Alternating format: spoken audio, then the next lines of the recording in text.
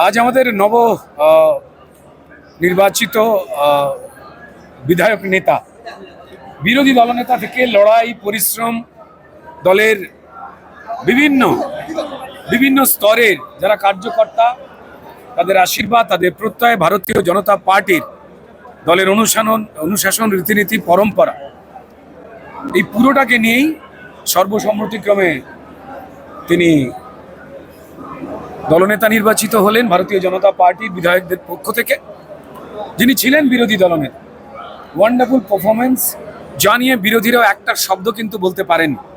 এবং প্রত্যেকটা মুহূর্তে ভারতীয় জনতা পার্টি কি ভাবে এই বিরোধিতা করবার ক্ষেত্রে সম্মানীয় সেই দিনের বিরোধী দলনেতা শুভেন্দু অধিকারী আরও ভালো কাজ করতে পারেন, যাবতীয় সাহায্য রাজ্যের নেতৃত্ব এবং কেন্দ্রের নেতৃত্ব তারা করে গেছে।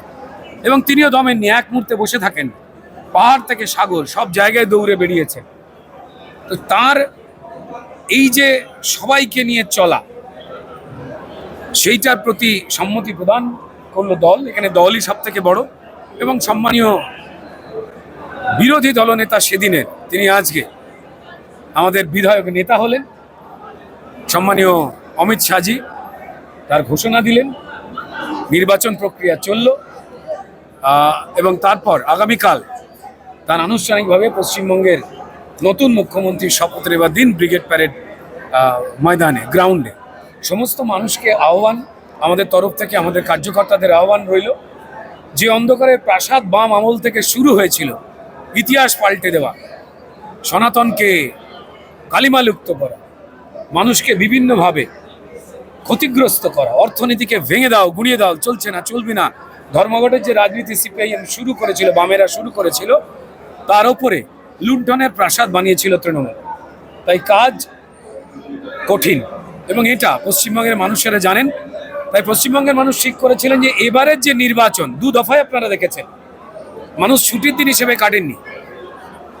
তারা পরিষ্কার নিজেরাই জাগ্রত হয়ে গিয়ে প্রমাণ দিয়েছিলেন এটা ভোট নয়, ভবিষ্যৎ।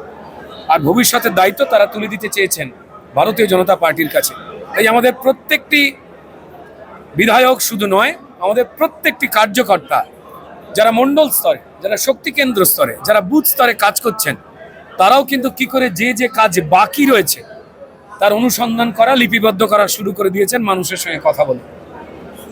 এরপর প্রক্রিয়া শেষ হয়ে গেলে সরকার গঠনের সেই কাজগুলো শুরু হয়ে যায়।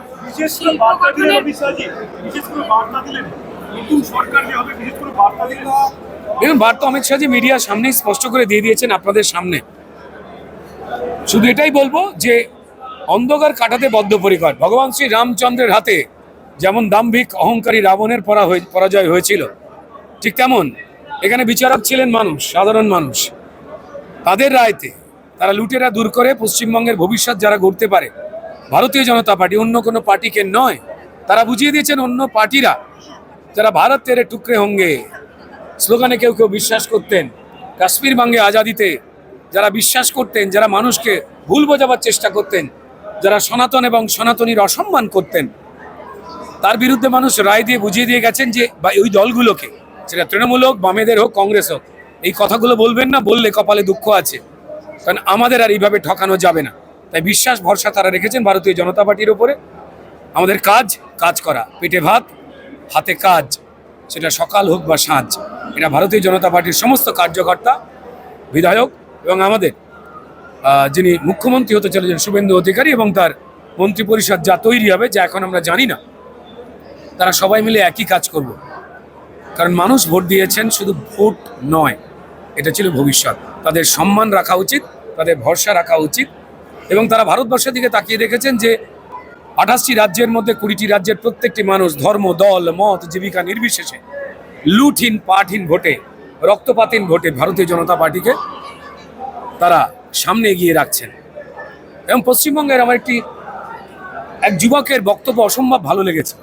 যাদবপুরের ছেলে, মেধাবী, সম্ভবত ইঞ্জিনিয়ারিং পড়ে, যাদবপুর বিশ্ববিদ্যালয়ের ছেলে, যে চাকরি বাকরি পেতে গিয়ে পরিযায়ী শ্রমিক হয়ে কেন বিজেপি শাসিত রাজ্যে যেতে হবে, কেন আমাদের উচ্চশিক্ষিত আমাদের ছেলে মেয়েদের বিজেপি শাসিত রাজ্যে যেতে হবে, কেন কলকারখানাগুলো পশ্চিমবঙ্গের মাটি ছেড়ে বিজেপি শাসিত রাজ্যে চলে যেতে হবে, আমাদের চাকরির জন্য আমরা কোথাও যাব না, তাই বিজেপি শাসিত রাজ্য পশ্চিমবঙ্গকেই বানাবো, তাতে কল কারখানা চাকরি বাকরি সমস্ত কিছু এখানেই হয়। পরিযায়ী শ্রমিকরা তাদের কাজ করার কারখানা যেন বাড়ির পাশেই পায়, সেটাই প্রত্যয়, সেটাই আশা। উন্নয়নের মূল মন্ত্র দিয়ে গেলেন অমিত শাহ, তাই তো? উন্নয়নের মূল মন্ত্র দিয়ে গেলেন এবার। অমিত শাহজি এটা খুব গুরুত্বপূর্ণ কথা বলেছে। তৃণমূল দল বামেরা এটা শুরু করেছিল, তারপর তৃণমূল সেটাকে আরো অপরাধের প্রাসাদ বানিয়েছিল, যে অপরাধীদের রাজনীতিকরণ করেছিল এবং সরকারকে রাজনীতির মধ্যে জড়িয়ে দিয়েছে। ভালো করে ভেবে দেখো, সরকার চলবে সবাইকে নিয়ে, সবার মতো করে, নিরপেক্ষতার জায়গায় নিয়ে। সেই সরকারের রাজনীতিকরণ আর রাজনীতির অপরাধীকরণ, সেইটাকে মুক্ত করবার জন্য বদ্ধপরিকর ভারতীয় জনতা পার্টি। নমস্কার।